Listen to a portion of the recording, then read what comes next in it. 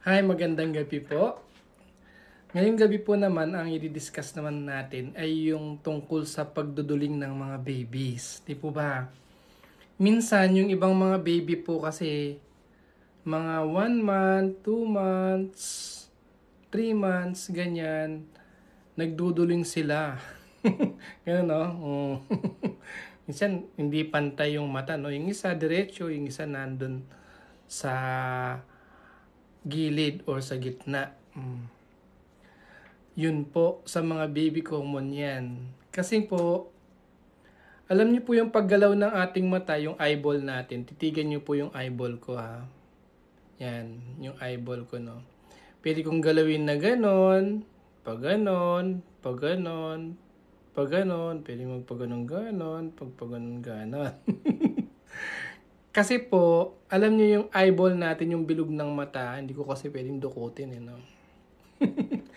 Meron pong mga naka-attach na muscles dyan. May mga muscle po dyan sa taas, sa baba, sa gilid, ganyan yung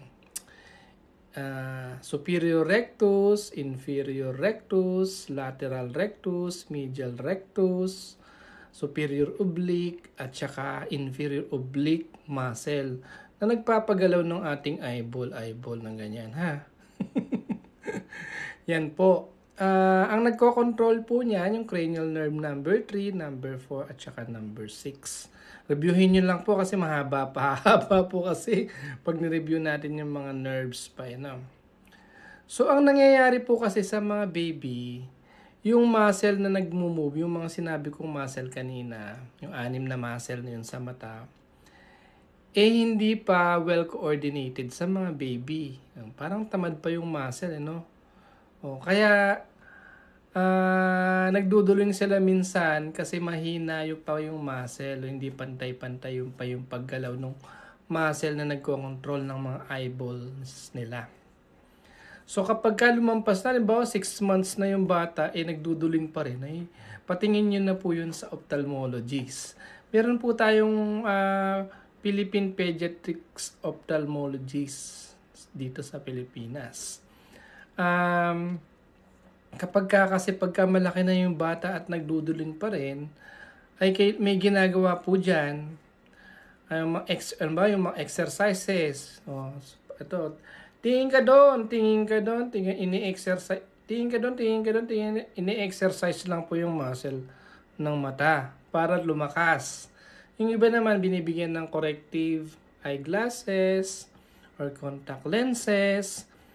Yung iba naman, inooperahan na po yung mata. Parang nakakatakot po na operahan yung mata tapos aayusin yung mga muscle na sinabi ko.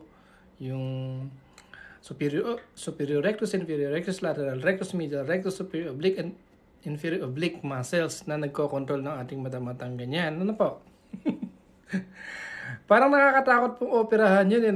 Pero ang dali-dali lang na marites ko, ang dali lang pala daw operahan po yun ng mga ophthalmologist. Kailangan general anesthesia yun. Kung alimbawa may mahinang muscle dun sa mata, or para makorek, para parehas diretso yung matang ganyan, either iniiksian o hinahabaan yung isang muscle. So, under general anesthesia po yun. So, yung surgery dun sa strabismus, strabismus po kasi yung tawag dun sa medicine, Sa Tagalog naman, sa layman naman, squint, cross eye. Sa Tagalog, duling. Sa mga loko, dokling ang sabi. Sorry po ha. Ayun po, yun po. Pwede rin pala operahan. Pwedeng pa-check up pagka first months, normal po na nagduduling kasi nga hindi pa well-developed. Pero kapag lumampas na, 6 months na, or higit pa, nagduduling, patingin na po sa ophthalmologist. Lalong-lalo na po sa mga pediatric ophthalmologist.